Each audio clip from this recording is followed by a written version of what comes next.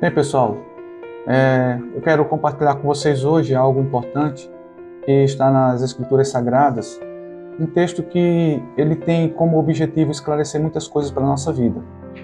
Esse assunto é um assunto de extrema importância, porque quando nós o compreendemos, nós temos a capacidade e a oportunidade de sermos libertos de males espirituais, emocionais, de situações das mais diversas que nos acontecem, trazendo peso sobre nossa vida e muitas vezes nos levando até mesmo para uma situação de morte ou até mesmo para uma condição ou uma atitude, infelizmente, de suicídio. Nós vamos falar sobre um texto que está em Mateus, no capítulo 18, no versículo 21, onde Jesus ele é indagado pelo apóstolo Pedro, onde Pedro ele faz uma pergunta, que na verdade era um questionamento também entre os judeus da época. Então Pedro, aproximando-se, lhe perguntou: Senhor, até quantas vezes o meu irmão pecará contra mim e eu lhe perdoarei? Até 7 vezes? Respondeu então Jesus: Eu não te digo que até 7 vezes, mas até 70 vezes 7. Veja, para os judeus havia uma crença de que o perdão ele era limitado, de que alguém, quando pecasse contra você, poderia ser perdoado até 3 vezes, não mais do que isso. Pedro aqui, numa atitude muito otimista e também numa atitude de demonstração de muita misericórdia, diz: Senhor, eu posso perdoar o meu irmão até 7 vezes? Ele recebe aqui uma resposta que contraria esse ato de bondade extrema que ele estava tentando demonstrar diante dos apóstolos e diante das pessoas, onde Jesus disse que não só 7 vezes ele deveria perdoar, mas 70 vezes 7. E alguns estudiosos dizem que esse 70 vezes 7 não seria durante sua vida, mas num dia. Então, se alguém pecasse 490 vezes contra ele num dia, Jesus estava dizendo que ele deveria perdoar. Isso aí contrariava a crença dos judeus e mexeu com muita gente, porque as pessoas elas não entendiam ainda como era a misericórdia do Senhor, como era que Deus via a questão da condição pecaminosa do homem e de como Deus perdoaria, ou a quantidade de vezes que Deus poderia perdoar alguém.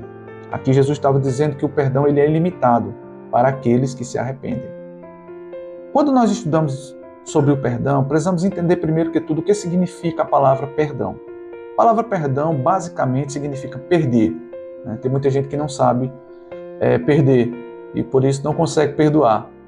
Então, quando a palavra perdão ela está em evidência, nós entendemos que para perdoar eu tenho que perder. Mas assim, quando eu perdoo, eu perco, mas essa perca ela não é necessariamente uma perca, ela é um ganho. Porque na verdade quem perdoa ganha. E aí nós entendemos que numa quebra de braço do perdão, ganha quem perde. Quem fica com a razão perde, mas quem perde a razão ganha. E a palavra perdão, ela é muito pouco falada. Quanto menos se fala sobre o perdão, menos se vê os milagres acontecendo, tanto na vida pessoal de alguém, como também na vida da igreja. E hoje é uma palavra que tem sido esquecida por muitas pessoas, muitos pregadores não têm tratado mais sobre esse assunto, mas ele é de extrema importância para a nossa vida espiritual, para os milagres acontecerem, para libertações acontecerem, para manifestações da glória de Deus aparecerem. Todas as coisas que vão acontecer no mundo espiritual giram em torno da questão do perdão. O perdão, na verdade, ele bate de frente com uma palavra ou com uma coisa, chamada de orgulho. A Bíblia diz que quando o orgulho ele surge, consequentemente ou em sequência, vai vir a ruína. A palavra diz que o orgulho precede a ruína. Então, se alguém se enche de orgulho, está sendo direcionado para ruína, para destruição, para perdas e para tantas coisas ruins que podem lhe acontecer.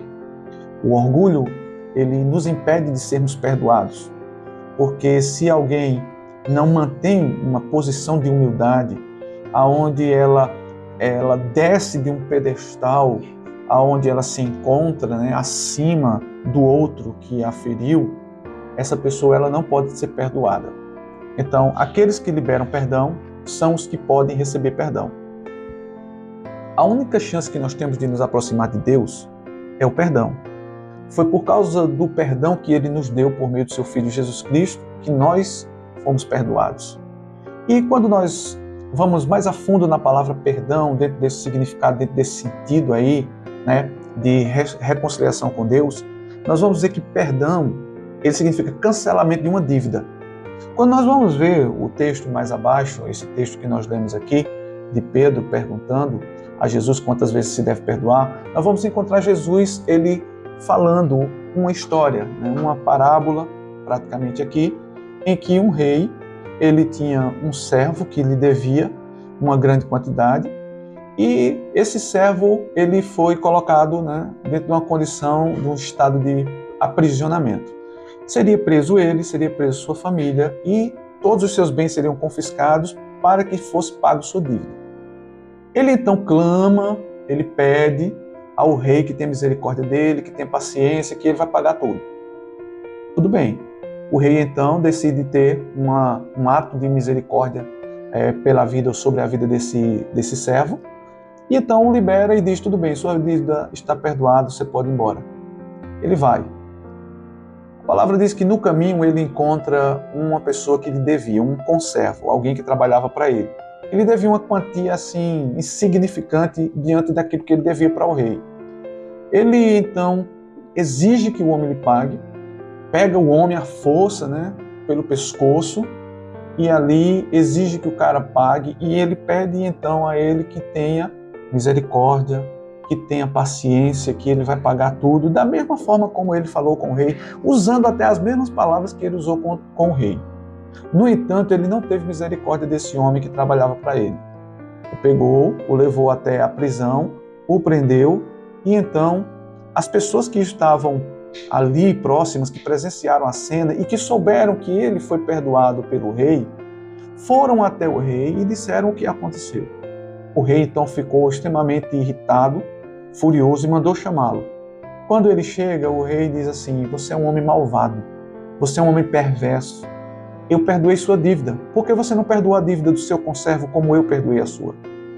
Ali então, naquele momento, o rei dá uma sentença, manda prender aquele homem, sua família, seus bens, tudo que ele tinha, e lança ele na prisão e coloca ele debaixo da submissão e debaixo do ambiente ali de opressão que seria causado por alguns homens chamados de verdugos. Os verdugos, na verdade, eles são conhecidos, né, em seu sentido mais abrangente, como torturadores.